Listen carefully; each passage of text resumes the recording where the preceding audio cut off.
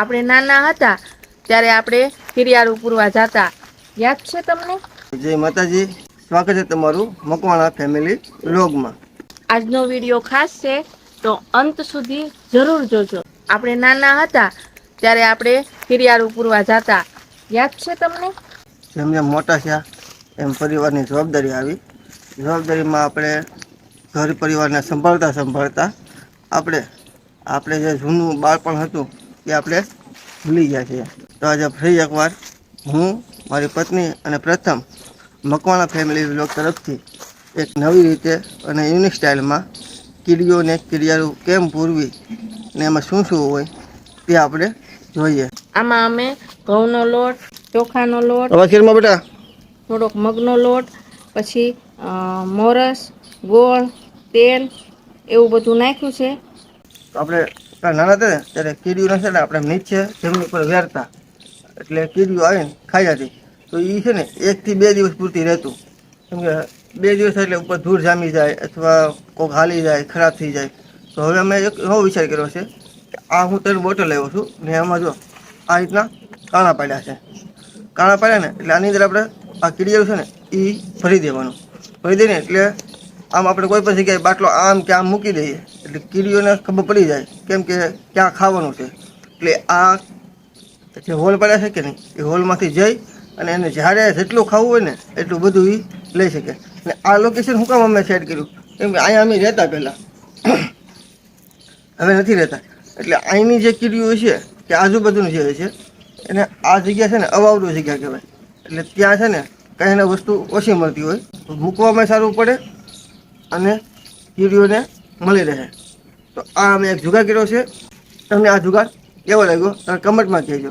તો હવે આમાં આપણે આ કુલર જે લાવ્યા છે એ આપણે ભરી લઈએ, બરાબર। એક છે પ્રથમભાઈની, આ લ્યો પ્રથમભાઈ, આ એક છે મારી, આ એક છે એની મમ્મીની।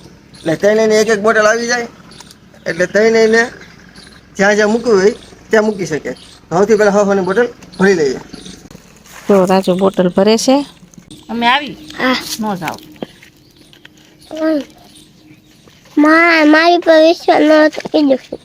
તો આ પ્રથમભાઈની બોટલ છે એ હું ભરી દઉં છું, બરાબર। પ્રથમભાઈ બનાવે છે વિડીયો। અમે આ બોટલમાં જે લાવ્યા હતા એ ભરી દીધું છે। હવે આને સુરક્ષિત જગ્યાએ મૂકી દઈએ જેથી કરીને કીડીયું લઈને ખાતા કરે। એક તો જો અહીંયા મૂકી દીધી છે, જે મારી બોટલ હતી ને એને મૂકી દીધી છે, કેમ કે એને છાંયો આવે ને હરિદ્રો છે એટલે હરિદ્રમાં હોય ને એમાં કીડીયું આજુબાજુમાં વધારે હોય।